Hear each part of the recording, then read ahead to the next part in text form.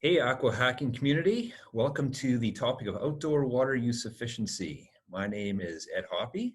I'm currently with the City of Kelowna as the Water Quality and Customer Supervisor, and I am in charge of the Water Conservation Program. And I'm Jennifer Miles. I work with the Regional District of North Okanagan, and I'm the Water Sustainability Coordinator.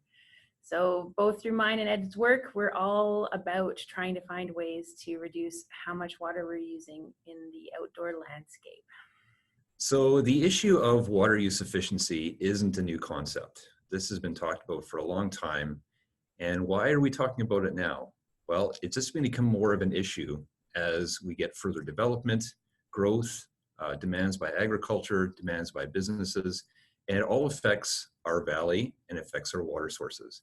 And when we run out of water, there's a whole number of issues and items that are affected by water shortage. So what is the problem? To make efficient use of water requires awareness, acceptance, and most cases, and more importantly, behavior change. Are there water issues? I haven't heard of anything on the news about us running out of water. Well, you turn your tap on at home and water comes out. Do you know where that water comes from and how it got there and how much we have? Do you know there's a finite supply available that we need to share with everyone, from businesses to agriculture to parks and residential homes? But why should I care? What's in it for me? Well, you heard of climate change? It's real and it's happening. What is water worth to you? Consider the consequences of running out of water. Your day-to-day life would be changed substantially related to drinking, washing, bathing, sanitation, and irrigation. Which of these is the biggest stress on water use? Which of those lists could you do without? It's probably outdoor irrigation. It's all about aesthetics and preferences and not day-to-day survival.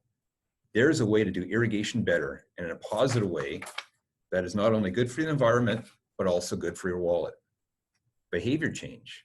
What can I do about it? Lots of things if you're committed to thinking about how you use your water and how to apply it. And we are committed to helping you do just that. So there are two strategic approaches to convincing people to use water efficiently, either positively or negatively. On the positive side, water efficiency can produce as good, if not better, aesthetic landscapes. It can lower utility bills and ultimately ensure a sustainable future. On the negative side, it increases water restrictions, higher stress on fish and wildlife habitat, can lead to higher energy and water rates, and overall contribution to climate change. Question is, which of these approaches resonates with people to induce change? So in order for you to understand the issues, you probably were wondering, what's been tried in the past? Well, on the positive reinforcement side, we've tried a number of things, including retrofit rebates for more efficient water use devices, promotion of partners with other efficient water use associations, city-sponsored professional certification programs for contractors, school education programs, which is a great success, public outreach, free outdoor irrigation assessments, and notifications when leaks are flagged. On the flip side, for negative reinforcements, we put in inclining tier rates, which means the more water you use, the more you pay. We've also had to put in water restrictions based on the amount of water availability there is at the time.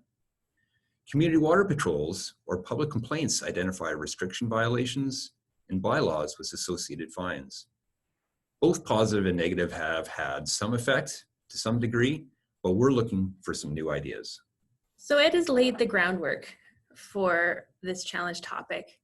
Now I'm going to speak on why we need some new ideas to help tackle this issue. Everyone says they want to conserve water, but our actions really don't mirror that sentiment. And as a water utility, local governments are really limited in the tools they can access. We're fighting an uphill battle against corporate marketing machines that have the latest and greatest landscape products that we all need to have. How do we get people to care about how much water they use when they're going up against decades of social norms for the English garden and perfect lawn and entrenched behaviors we've learned to maintain those landscapes? So when you're tackling this topic, hackers, don't make assumptions. We need new ideas to determine what values around water truly resonate with the public. What we've been doing has had some success. You can see it around with the interest in drought-tolerant plants and xeriscaping, but it's really not as widespread as we need it to be in the Okanagan. It's also critical to really understand how water use is measured, where it's being measured, who's being measured, and at what scale. Too often, our water consumption is reported inaccurately. People look at the water footprint of a community, which is very important to understand, but it is not the same as residential per capita water consumption.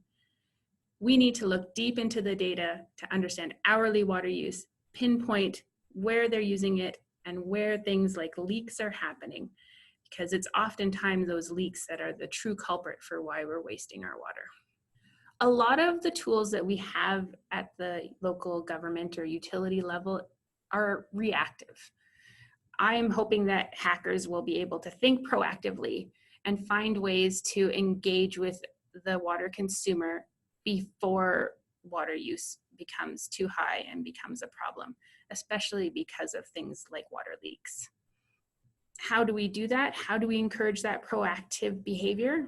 What would encourage people to be more aware of how they're using their water, to actually bother to look at their water meter and find out how much they're using on a day-to-day basis? What kind of incentives or consequences do we need? Hackers, we are looking to you to find ways to better incorporate the value of water into decision-making, both at the local home level of the individual consumer of water, but big ideas on taking that up to other scales is more than welcome. We also want to think about ways to encourage that behavior change to be more efficient with our outdoor water use without demonizing the single-family homeowner. We want to encourage people to make those changes and understand the long-term benefits of adopting more efficient landscapes, less water-thirsty plants, and landscapes that really work for people in their day-to-day lives. A project that could effectively improve water use efficiency by at least 5 to 10% would be an amazing outcome. There are a lot of resources out there to better understand how people are using their water. In 2018, the Okanagan Basin Water Board completed a LiDAR imagery project, so we have great high-resolution views of landscapes. In Greater Vernon Water, we have been metering our customers for many years, and at this time, with our new daily hourly data collection program, we have 2 years of high-quality water consumption data. We also encourage you to look at what's going on internationally and around a lot of the high water demand regions of the globe, such as California, to understand ways that people are doing landscaping that promotes both beauty as well as water conservation. And locally, we have the Make Water Work program, which has promoted landscape plants that are oftentimes native to the Okanagan or grown in the Okanagan by nurseries, so they will work well in the home landscape. And lastly, there are many water demand modeling tools out there, one of which is currently in development is the BC Landscape Water Calculator, which gives a water consumption prediction at the landscape property scale, which is a really high resolution, excellent tool available for your use to understand how much irrigation water would be used on a property. And you can vary the types of plants and irrigation system involved to produce different volumes of water consumed. So if you want to get a hold of us, there's some contact information, and we'd be happy to provide some background and some information on current initiatives, future initiatives. I can be contacted at the City of Kelowna at kelowna.ca/watersmart, or ultimately at my email. And please check out the rdno.ca/waterwise webpage for some background information on our initiatives for landscape water demand management and helping residents conserve water at their homes. We really hope that this information has got you interested in looking into how we can have a real impact on water conservation. Outdoor landscape water use is the biggest water demand challenge for our region in the Okanagan. So the more we can do to address that, the better to make us resilient in the face of climate change. You can register now at the HackWorks website, and to connect with us, check out Slack or contact Yasmina at hackworks.com. Lastly, we want to thank all those who made this work possible.